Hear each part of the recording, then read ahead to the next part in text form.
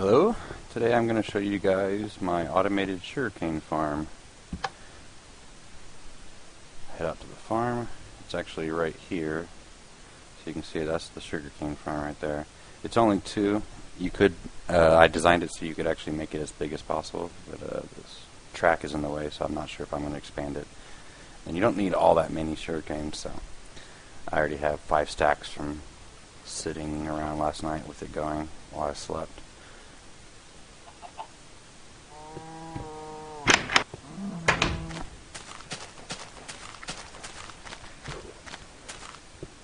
Alright, so here it is. I only have 6 sugarcane reeds total in my farm. Why is I broke something? What did I do?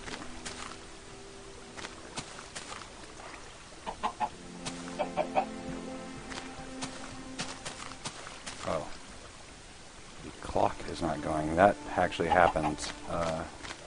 I've seen it really only mainly happen when I go into the nether. But what we have here, this is actually what pushes all the pistons, what keeps them going and stuff. It's a 13 clock, I guess you would call it. It's 13 inverters all chained together. I actually put repeaters behind each one of them, and they're all in 4 ticks. And this is to basically slow down this. And the reasoning, and I'll show you in a minute, but the reasoning is so that this water has time to travel a little bit farther over here before it switches off. It kind of toggles back and forth. But I added these buttons here because when I go in the other, it breaks every time. This clock does. So you just go to the one that's not turned on. If it stops in here or if it stops here, it depends on where it breaks. But click that, and then the clock will start again. It'll keep going. I'm not sure if that'll ever be fixed or whatever. I'm on the multiplayer server, and that might be the problem. Single player may not have you need the starter or whatever you want to call it. So what we have here is nothing goes below this because there's actually water below this. So I built this as the base. You go up 1, 2,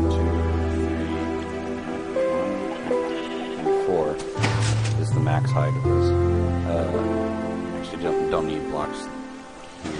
What you do need blocks is right in front of these pistons so that these will fall down here and you don't have them come over here at all. You don't want them to fall in the water. So that's what that's for. And I think the blocks next to them may help, because I think every once in a while they kind of stuck, the reeds stuck where you want them to. So I just put blocks next to them. I think that is. So what you have is you have this trough right here. So that's that on. It's level 3, I guess. Or 1 level up from the ground. You put 1 water source block here. And the water, that piston is down there. That's where the water stops, like right here, the block before that. So,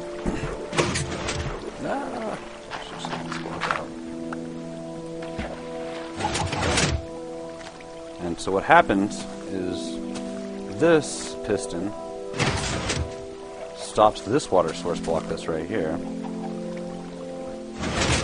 and then when it pulls back, this one pushes up, and then the items that are over here will get pushed up there. And I actually had to put the one on the bottom pushing up, I had to slow it down. I put 4 ticks of the repeater.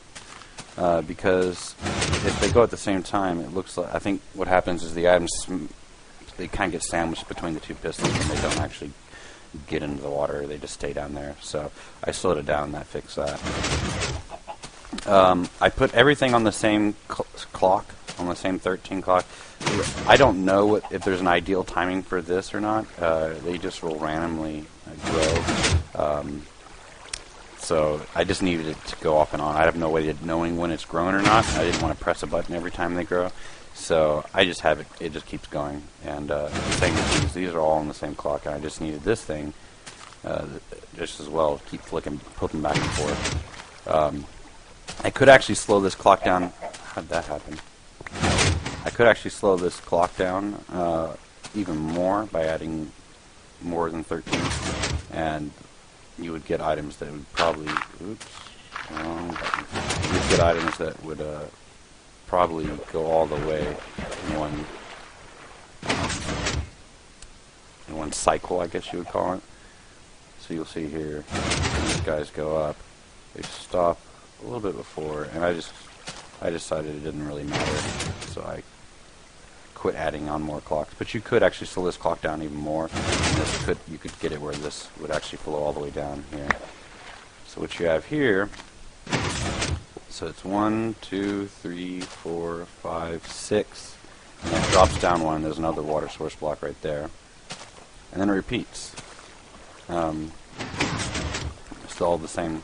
And like I said, I only went 2, but I just sit here.